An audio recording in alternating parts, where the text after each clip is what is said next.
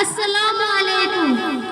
بسم اللہ والحمد للہ والصلاة والسلام علی رسول اللہ، اما بعد فقد قال اللہ تعالی فی الکلام المجید والفرقان الحمید، اعوذ باللہ من الشیطان الرجیم، بسم اللہ الرحمن الرحیم۔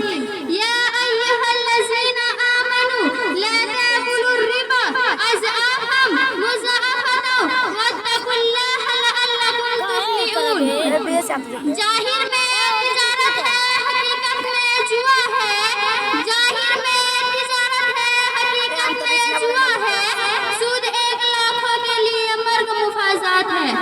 معزز و مکرم صدر محترم مشفق اساتذہ اکرام اور میرے دینی اور ملی بھائیوں، آج کے اس بزم سعید میں میری تقریر کا عنوان ہے سود اور اس کی تباہ کاریاں۔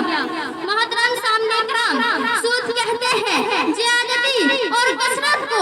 اصطلاح میں مقصود چیز میں زیادتی کو سود کہا جاتا ہے، یعنی کسی کو 100 روپے بطور قرض دے کر اسے 110 روپے کا مطالبہ کیا جائے تو یہ اس 10 روپے کی زیادتی کو سر اور سود کہا جائے گا۔ سود شریعت اسلامیہ میں حرام اور مذہب ہلاکت ہے۔ سود گناہ کبیرہ ہے۔ قرآن و حدیث میں بے شمار مقامات پر سود کی مذمت اور قباحت، مذرت اور حرمت کو بار بار بیان کیا گیا ہے۔ اللہ رب العالمین اہل ایمان کو خطاب کرتے ہوئے ارشاد فرماتا ہے، یا ایھا الذین آمنوا لا تأکلوا الربا اضعافا مضاعفة واتقوا اللہ لعلکم تفلحون۔ اے مسلمانوں، تم سود بڑھا چڑھا کر مت کھاؤ اور تم اللہ سے ڈرو تاکہ کامیاب ہو جاؤ۔ اس آیت کریمہ میں اللہ رب العالمین نے سود کی حرمت کو بیان کیا ہے اور ساتھ ساتھ تقویٰ کی تعلیم دی ہے۔ معلوم ہوا کہ سودی کاروبار اور سودی نظام سے صرف متقی پرہیزگار بندے ہی بچ سکتے ہیں۔ دراصل یہی کامیابی کی منزل طے کرنے والا ہے۔ یہی دوسری جگہ اللہ رب العزت صراحت کے ساتھ سود کی حرمت کو بیان کر رہا ہے، وَأَحَلَّ اللَّهُ الْبَيْعَ وَحَرَّمَ الرِّبَا۔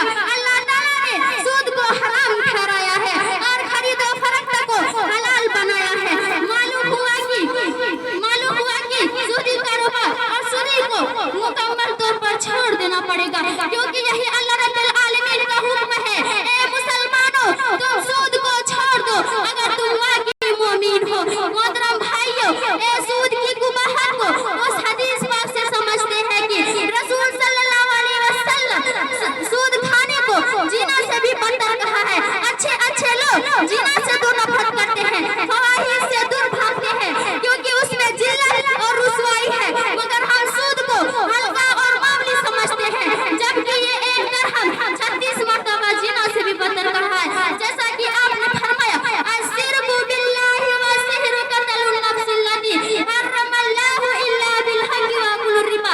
نمبر 1 اللہ کے ساتھ شرک کرنا، نمبر 2 جادو کرنا، نمبر 3 کسی نفس کو ناحق قتل کرنا، نمبر 4 سود کھانا۔